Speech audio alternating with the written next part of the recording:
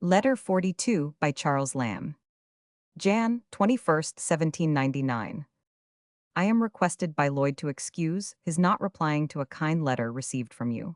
He is at present situated in most distressful family perplexities, which I am not at liberty to explain, but they are such as to demand all the strength of his mind, and quite exclude any attention to foreign objects. His brother Robert, the flower of his family, hath eloped from the persecutions of his father, and has taken shelter with me.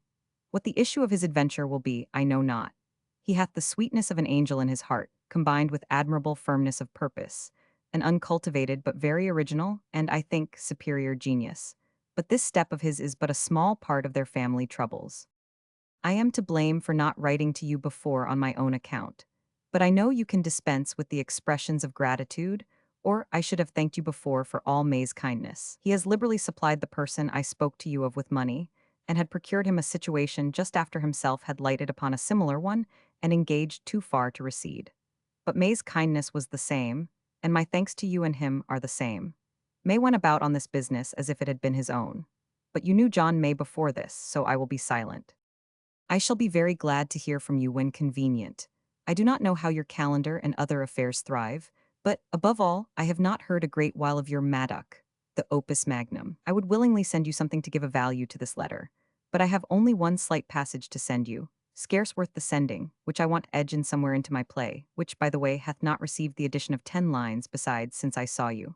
A father, old Walter Woodville, the witch's protege, relates this of his son John, who fought in adverse armies, being a royalist and his father a parliamentary man. I saw him in the day of Worcester fight, whither he came at twice 7 years, under the discipline of the Lord Falkland, his uncle by the mother's side, who gave his youthful politics a bent quite from the principles of his father's house. There did I see this valiant lamb of Mars, this sprig of honor, this unbearded John, this veteran in green years, this sprout, this Woodville, with dreadless ease guiding a fire-hot steed, which seemed to scorn the manage of a boy, prick forth with such a mirth into the field, to mingle rivalship and acts of war even with the sinewy masters of the art. You would have thought the work of blood had been a play-game merely, and the rabid Mars had put his harmful hostile nature off, to instruct raw youth in images of war, and practice of the unedged player's foils.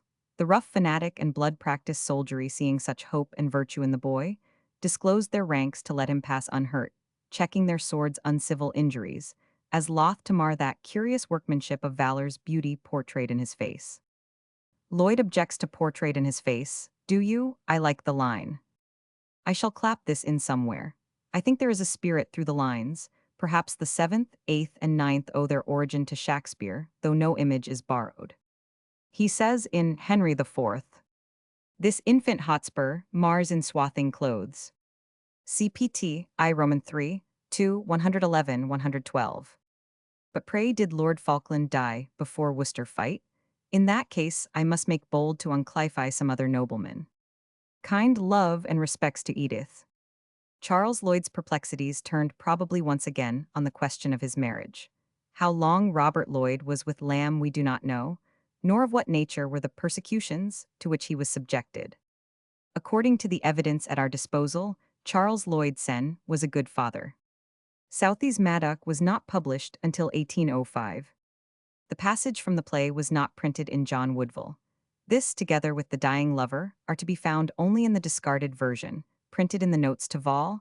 Roman 4, of the present edition.